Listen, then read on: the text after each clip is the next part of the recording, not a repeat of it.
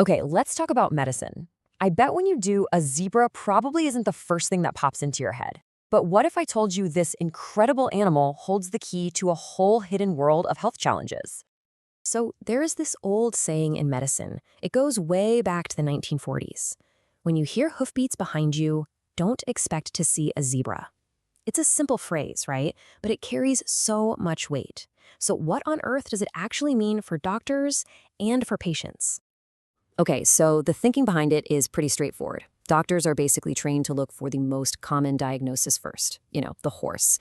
It makes sense, right? It keeps them from chasing down every rare possibility under the sun. But, and this is a huge but, what happens when those hoofbeats really do belong to a zebra? For thousands, and I mean thousands of people, that question isn't just some clever riddle. Nope, it's the start of a really long, really tough, and honestly, a very lonely journey. It even has a name, the Diagnostic Odyssey.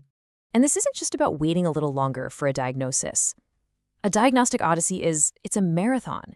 It's years of bouncing between specialists, endless tests, and getting the wrong answer over and over again. It's this desperate search for a name, for any answer really, a path forward when it feels like every road is a dead end. Just to give you an idea of the scale we're talking about, check this out. A survey in Quebec found that for more than a third of patients with a rare disease, 37%, this journey took at least 3 years. Just try to imagine that. 3 years of living with that kind of uncertainty.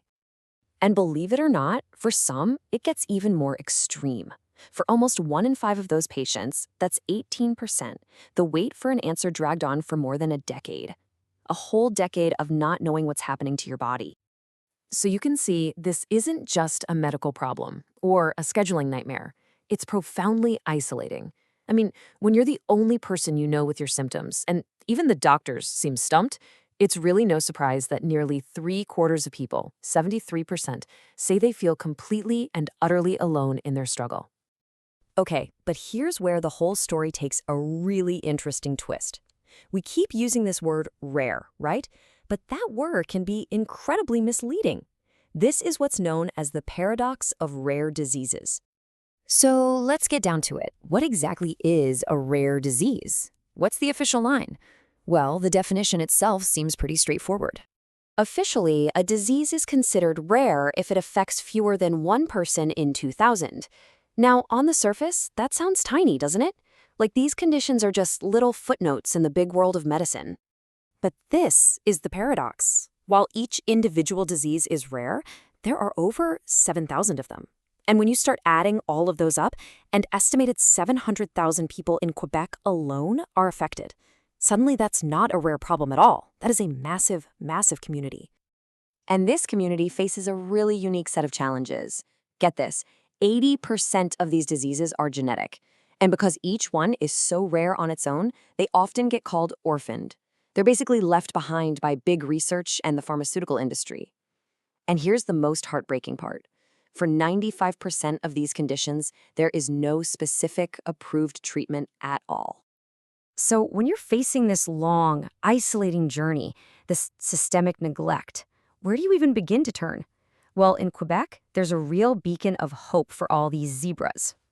And that is the Regroupement Québécois des Maladies Orphelines, or RQMO for short. It was founded way back in 2010, and its entire reason for being is to pull people out of the shadows. It connects patients, families, and the medical community so they can fight this battle together.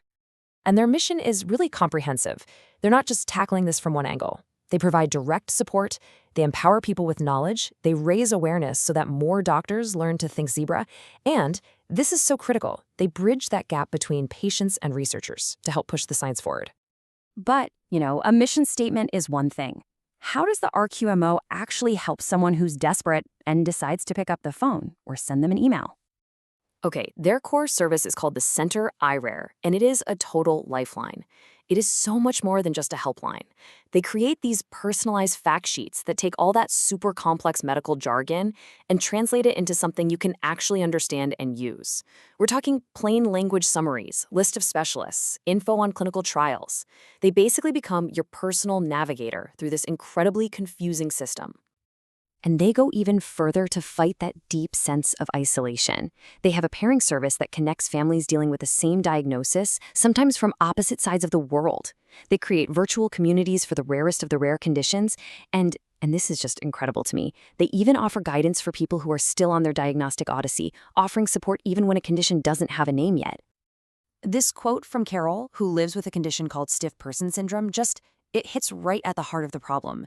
She says it's not just the illness, it's suffering and solitude, and that is exactly what the RQMO was built to combat. So the key takeaway here is really clear. Whether you're someone searching for answers or you're someone who's been moved by this story, there are real, concrete steps you can take. It really comes down to two paths, whether you need help or you want to give it. For patients and families, the Center iRare is a free, totally confidential first step. And for anyone who wants to support this incredible work, your help directly funds these services that are, frankly, life-changing.